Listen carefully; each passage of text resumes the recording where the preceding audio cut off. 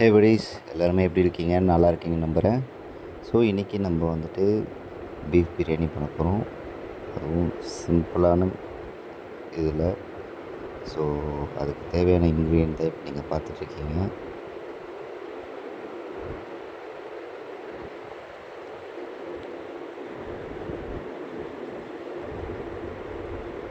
இதில் நாங்கள் மொத்தம் ஒரு 3 கிலோ கறியாக வச்சுருக்கோம் அண்ட் 3 கிலோ அரிசி. ஸோ அதுக்கேற்ற மாதிரி நாங்கள் ப்ரிப்பேர் பண்ண போகிறோம். Let's start. ஹலோ ஆல், இன்றைக்கி நம்ம டேஸ்டியான பீஃப் பிரியாணி எப்படி பண்ணுறதுன்னு பார்க்கலாம். அதுக்கு நம்ம இப்போது ஒரு நல்ல பாத்திரத்தில் ஆயில் சேர்த்துக்கலாம்.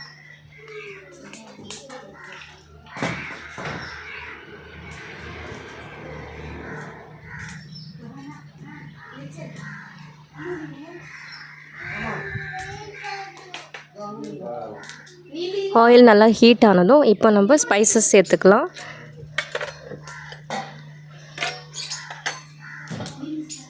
பட்டை, லவங்கம், கூடவே அன்னாசிப்பூ, சோம்பு, பிரியாணி இலை இதெல்லாம் சேர்த்துக்கலாம். ஸ்பைசஸ் நல்லா வந்துட்டு வதங்கிச்சு. இப்போ இது கூட நம்ம பச்சை மிளகா சேர்த்துக்கலாம்.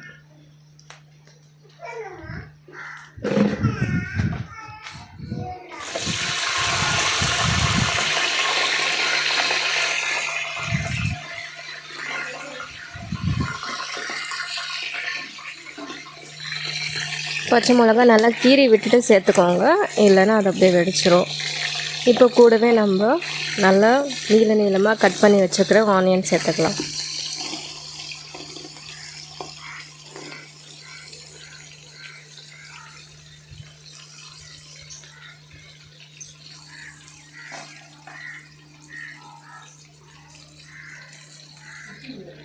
சேர்த்துட்டு நல்லா மிக்ஸ் பண்ணுங்கள்.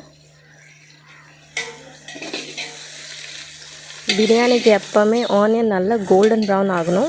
ஸோ அதனால் இது நல்லா கோல்டன் ப்ரௌன் ஆகிற வரையும் நல்லா மிக்ஸ் பண்ணிக்கோங்க.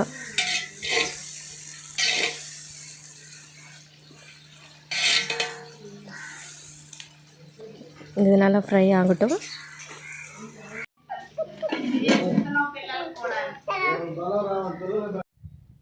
வெங்காயம் நல்லா வதங்கி நல்லா கோல்டன் ப்ரௌன் ஆச்சு. இந்த ஸ்டேஜில் புதினா ஆட் பண்ணிக்கலாம்.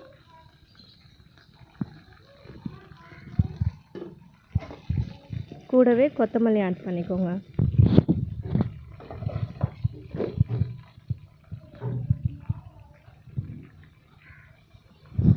ஆட் பண்ணிவிட்டு நல்லா மிக்ஸ் பண்ணிக்கோங்க. புதினா கொத்தமல்லி கூட நல்லா வந்துட்டு வெந்து வரணும்.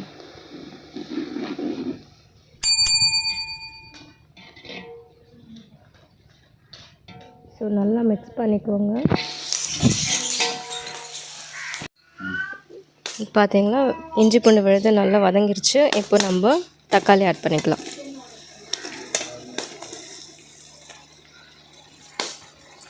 தக்காளி ஆட் பண்ணிவிட்டு நல்லா மிக்ஸ் பண்ணிக்கோங்க.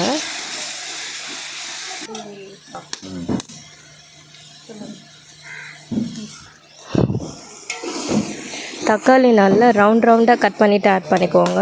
அப்போது ஈஸியாக சீக்கிரமாக வதங்கிடும்.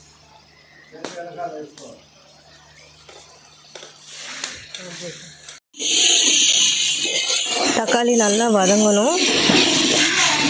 நல்லா மிக்ஸ் பண்ணி விடுங்க. பார்த்தீங்களா, சீக்கிரமாகவே வதங்கிருச்சு. நீங்கள் ரவுண்டாக தக்காளி கட் பண்ணிவிட்டு நீங்கள் ட்ரை பண்ணி பாருங்கள். இந்த மாதிரி சீக்கிரமாக வதங்கிடும். தக்காளி நல்லா வதங்கிருச்சு. இப்போ இந்த ஸ்டேஜில் நம்ம வேக வச்சுருக்கிற பீஃபை ஆட் பண்ணிக்கலாம். பீஃப் வந்து ஒரு 4லேருந்து 5 விசில் வரையும் விட்டுட்டு நீங்கள் இதை ஆட் பண்ணிக்கலாம். கூடவே மஞ்சத்தூள் சேர்த்துக்கோங்க. ஒரு 2 ஸ்பூன் மஞ்சத்தூள் சேர்த்துட்டு நல்லா மிக்ஸ் பண்ணிக்கோங்க. இப்போது இது கூட பிரியாணி மசாலா சேர்த்துக்கலாம். 2 ஸ்பூன் பிரியாணி மசாலா சேர்த்துக்கோங்க.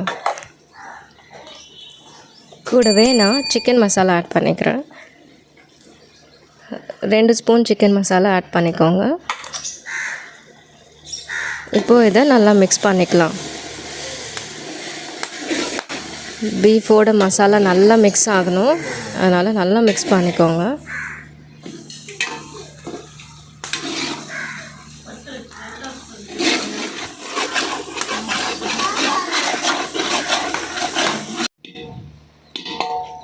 மசாலாவோட பீஃப் நல்லா மிக்ஸ் பண்ணதும் இப்போ வந்து நம்ம வாட்டர் ஆட் பண்ணிக்கலாம்.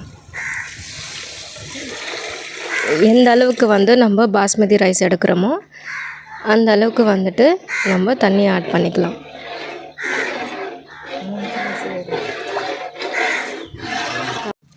நாங்கள் 3 கிலோ அரிசி எடுத்திருக்கோம். ஸோ 3 கிலோ அரிசிக்கு தேவையான அளவு சேம் சைஸ் ஆஃப் தண்ணி வந்து நம்ம எடுத்துக்கலாம். 3 கிலோ அரிசின்னா அது ஒரு பாத்திரத்தில் எடுத்துகிட்டு அதே அளவு நம்ம தண்ணி ஆட் பண்ணிக்கலாம். ஆட் பண்ணிவிட்டு இப்போ தண்ணி நல்லா கொதிக்கிற வரையும் அப்படியே விட்டுருங்க. இப்போது தேவையான அளவு உப்பு ஆட் பண்ணிவிட்டு க்ளோஸ் பண்ணிக்கோங்க. இது கூட வந்துட்டு நம்ம ஒரு 4 ஸ்பூன் சால்ட் ஆட் பண்ணிக்கலாம். ஆட் பண்ணிவிட்டு நல்லா மிக்ஸ் பண்ணிவிட்டு இதை வந்து மூடி வச்சுருங்க.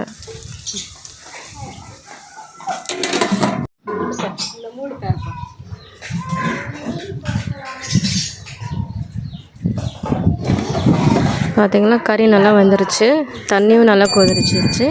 இந்த ஸ்டேஜில் நம்ம அரிசி ஆட் பண்ணிக்கலாம். நான் 3 கிலோ அரிசி எடுத்து ஒரு 1/4 ஹவர் முன்னாடி ஊற வச்சு எடுத்துருக்கேன். இப்போ நம்ம வந்து இதை ஆட் பண்ணிக்கலாம்.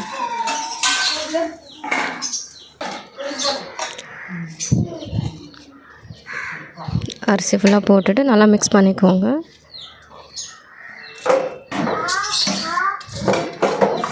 நல்லா மசாலா தண்ணியோட அரிசி ஃபுல்லாக வந்துட்டு நல்லா கலரி விட்டு மிக்ஸ் பண்ணிக்கலாம். மிக்ஸ் பண்ணிவிட்டு இது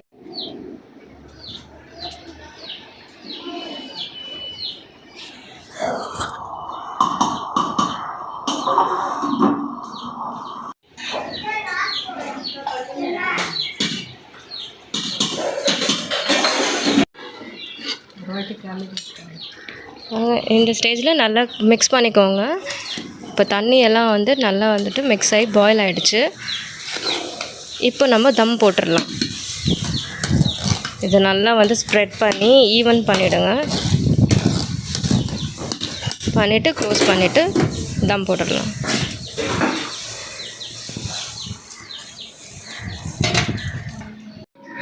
இப்போ நம்ம தம் உடச்சிடலாம். பார்த்திங்களா, சூப்பராக பிரியாணி ரெடி ஆகிடுச்சு. இதை நல்லா மெதுவாக வந்து கலரி விட்டுக்கோங்க. லேசாக கலருங்க, அப்போ தான் வந்துட்டு அரிசி உடையாது. பார்த்திங்களா, எவ்வளோ சூப்பராக குக் ஆகிட்டு பிரியாணி ரெடி ஆகிடுச்சு.